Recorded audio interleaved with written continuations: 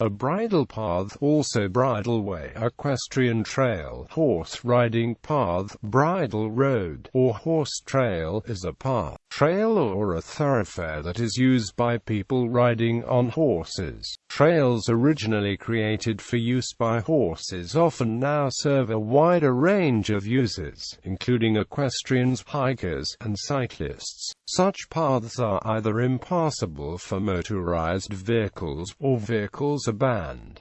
The laws relating to allowable uses vary from country to country. In industrialized countries, bridle paths are now primarily used for recreation. However, they are still important transportation routes in other areas. For example, they are the main method of traveling to mountain villages in Lesotho. In some areas, bridle paths developed as transport routes where the terrain was so steep that the route was impassable by wheeled wagons and vehicles, as for example, Bridle Path, New Zealand, an early transport route in Christchurch. However, in England and Wales, a bridle path now refers to a route which can be legally used by horse riders in addition to walkers, and since 1968, by cyclists. In the US, the term bridle path is used colloquially for trails or paths used primarily for people making day treks on horses, and usually used only on the East Coast, whereas out west the equivalent term is trail.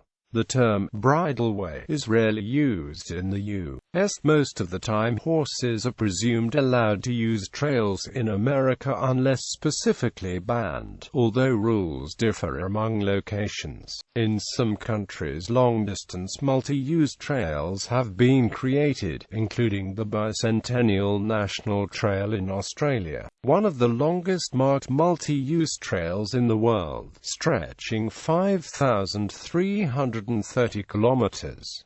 Rail trails can often be used by equestrians. Bridleways in the United Kingdom, England and Wales. In England and Wales, a bridleway is a way over which the public has a right-of-way on foot and a right-of-way on horseback, leading a horse, with or without a right to drive animals along the way. Quote, although Section 30 of the Countryside Act 1968 permits the riding of bicycles on public bridleways, the Act says that it shall not create any obligation to facilitate the use of the bridleway by cyclists. Thus, the right to cycle exists even though it may be difficult to exercise on occasion, especially in winter. Cyclists using a bridleway are obliged to give way to other users on foot or horseback. Long-distance bridle trails. A number of long-distance multi-use trails have been created in England, including 3 national trails: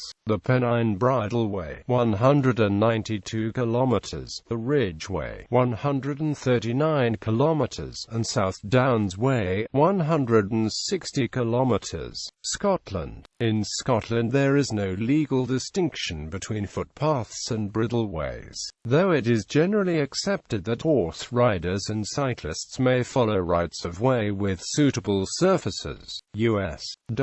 The United States has few if any formal designations for bridle paths, though horses are generally allowed on most state and federal trails, roads and public routes except where specifically restricted. Often, horses under saddle are subject to the same regulations as pedestrians or hikers, where those requirements differ from those for cyclists. In most states, horses are classified as livestock and thus restricted from areas such as the right-of-way of the interstate highway system, though generally permitted to travel along the side of other roadways, especially in rural areas. Urban bridle paths exist in Philadelphia's Fairmount Park and New York City's Central Park. Some trails managed by the U.S. Forest Service and other governmental entities may restrict access of horses, or restrict access during certain times of the year. For example, horses are allowed on the American Discovery Trail, which crosses the country, but only on specific sections of the Appalachian Trail. Access to trails and pathways on private land is generally left to the discretion of the landowner, subject to the general trespass laws of each of the 50 states.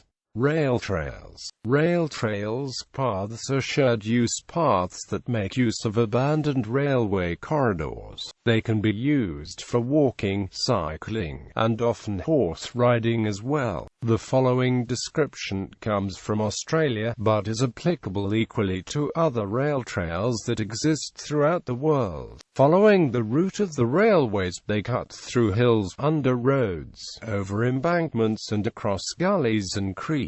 Apart from being great places to walk, cycle or horse ride, rail trails are linear conservation corridors protecting native plants and animals. They often link remnant vegetation in farming areas and contain valuable flora and fauna habitat. Wineries and other attractions are near many trails, as well as B&Bs and other great places to stay. Most trails have a gravel or dirt surface suitable for walking, mountain bikes and horses.